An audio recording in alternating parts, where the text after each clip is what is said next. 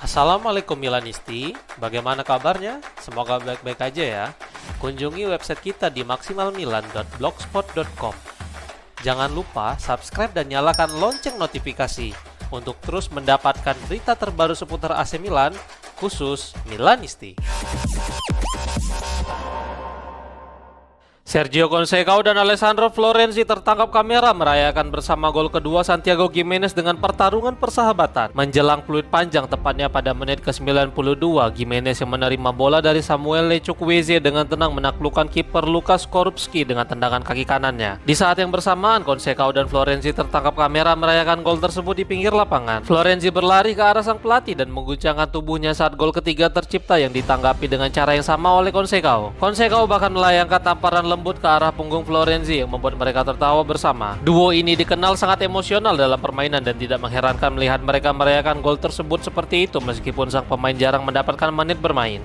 San Siro akan ditutup selama sebulan pada awal tahun 2026 dan Presiden Serie A yaitu Ezio Simonelli menyarankan duo Milan bermain di luar negeri. Milano akan menjadi tuan rumah Olimpiade musim dingin 2026 dan peresmian akan berlangsung di San Siro. Mengingat ini adalah kompetisi yang cukup besar, maka diperlukan beberapa minggu untuk persiapan acara tersebut sehingga AC Milan dan Inter harus memainkan pertandingan kandang mereka di tempat lain. San Siro akan ditutup untuk klub dari 10 Januari hingga 8 Februari. Itu merupakan fase akhir kompetisi Eropa dimainkan. Presiden Simonelli pun menyarankan bahwa itu adalah peluang bagi kedua tim untuk bermain di luar negeri. Berikut komentar sang presiden. Untuk bermain di luar negeri diperlukan beberapa syarat yang harus dilengkapi seperti meminta otoritas dari UEFA, tetapi kami ingin melakukannya. Kemudian kami memiliki kesempatan untuk memperlebar sayap. San Siro akan ditutup selama sebulan karena harus dipersiapkan untuk peresmian Olimpiade Milan Cortina 2026. Dari 10 Januari hingga 8 Februari, stadion tidak dapat beroperasi untuk pertandingan Milan dan Inter. Ini bisa menjadi kesempatan bagi kedua tim untuk bermain di luar negeri.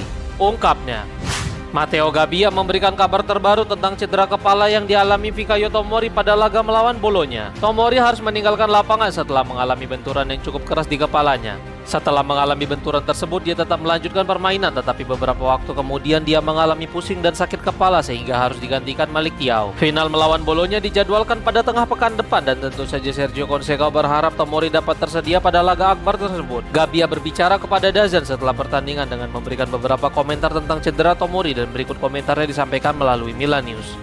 Tomori merasa lebih baik. Dia keluar dengan sakit kepala yang parah. Saya yakin dia akan melakukan segalanya untuk berada di final Coppa Italia. Dia adalah seorang petarung. Dia akan berada di sana. Ungkapnya. Sergio Conceição telah memutuskan striker yang akan bermain sebagai starter pada laga final Coppa Italia melawan Bologna menurut sebuah laporan. Luka Jovic yang turun sejak menit awal melawan Bologna akhir pekan ini tidak dapat berbuat banyak di atas lapangan sehingga harus digantikan oleh Santiago Giménez yang pada akhirnya menjadi MOTM versi beberapa surat kabar pada laga tersebut setelah memborong 2 gol. Namun Daniele Longo mengabarkan melalui calciomercato.com bahwa Conceição telah memutuskan siapa yang akan bermain sebagai starter pada laga final. Meskipun menciptakan 2 gol yang meningkatkan kepercayaan dirinya, tetapi Giménez harus kembali memulai dari bangku cadangan pada hari Rabu. Jovic yang dapat bermain bersama rekan satu timnya membuat Conceição terkesan meskipun dia tidak mencatatkan namanya di papan skor dan posisi starting bisa diartikan sebagai hadiah dari 2 gol yang diciptakannya pada semifinal meskipun 2 gol Giménez membuat sang Allenatore menjadi cukup ragu. Miles Villar masuk dalam radar AC Milan karena Geoffrey Moncada ingin mengambil tindakan pencegahan jika Mike Mignon pergi. Milan telah berdiskusi panjang dengan pihak Mignon dalam beberapa waktu terakhir meskipun sempat terlihat kesepakatan segera terjalin, tetapi pengumuman resmi belum juga muncul sehingga memunculkan kekhawatiran bagi Rossoneri dan melakukan tindakan pencegahan. Daniele Longo melaporkan dari calciomercato.com bahwa Moncada sedang mengamati situasi Villar di Roma. Pemain 25 tahun itu masih memiliki kontrak hingga 2027 bersama Giallorossi dan pembicaraan perpanjangan kontrak sedang berlangsung karena saat ini dia hanya mendapatkan gaji sebesar 1 juta euro. Sejauh ini pembicaraan antara agennya dan Roma tidak menghasilkan kemajuan karena sang pemain meminta kenaikan gaji menjadi 4 juta euro per musim, tetapi laporan tersebut tetap percaya bahwa kesepakatan akan tercapai pada akhirnya walaupun tidak dalam waktu dekat. Milan dan beberapa klub Inggris dilaporkan sedang mengamati situasi pemain Serbia yang lahir di Belgia itu sehingga memiliki paspor Uni Eropa. Moncada sendiri adalah penggemar berat sang kiper, tetapi Roma mematok harga tinggi untuknya yaitu 30 juta euro.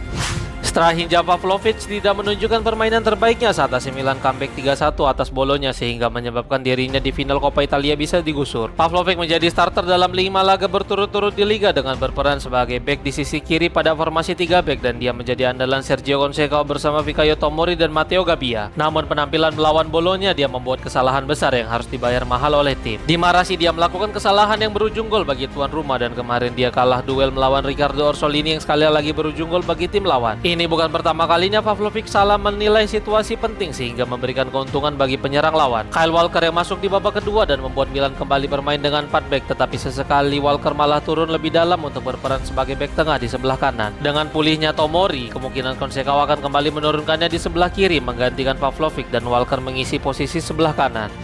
AC Milan dan Bolonya tidak bisa tampil dalam kekuatan penuh karena beberapa pemain dari kedua kubu harus absen. Milan memenangkan pertandingan melawan Bolonya jelang laga final Coppa Italia pekan depan. Rosso belum mampu membuka skor lebih dulu melalui kaki Riccardo Orsolini, namun Milan merespon dengan 3 gol melalui brace Santiago Gimenez dan 1 gol dari Christian Pulisic. Kehilangan pemain dimulai dari Milan yang masih ragu dengan kondisi Youssouf Fofana dan Fikayo Tomori berlatih secara individu di Milano hari ini. Pemain Inggris itu diprediksi akan tersedia bagi Sergio Conceição, sementara Fofana terus menunjukkan perkembangan dalam pemulihannya. Sementara itu Warren Bondo dan Ricardo Sottil kemungkinan besar akan melewatkan laga puncak itu karena mereka masih mengalami cedera dan belum kembali berlatih bersama rekan satu timnya. Karena kedua tim bukan pilar utama, maka Conceição harusnya tidak akan terlalu dipusingkan dengan kabar tersebut. Beralih ke Bolonya, Vincenzo Italiano mengonfirmasi bahwa mereka mengistirahatkan Lewis Ferguson dan Juan Miranda kemarin untuk persiapan laga final. Sedangkan Dan Doye, Emil Hill, dan Jens Odgaard yang mengalami cedera diharapkan dapat pulih tepat waktu.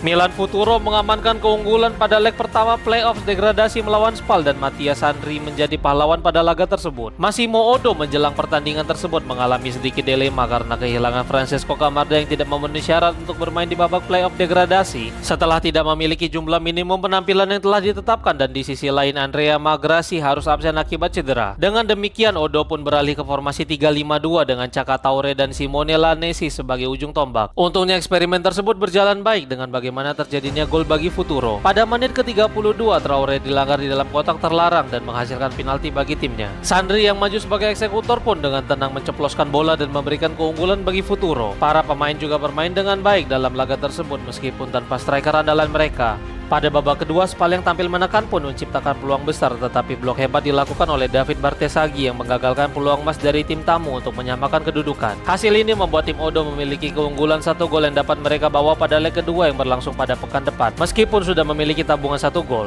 tetapi tetap saja target kemenangan pekan depan harus menjadi harga mati bagi mereka untuk tetap bertahan di Serie C.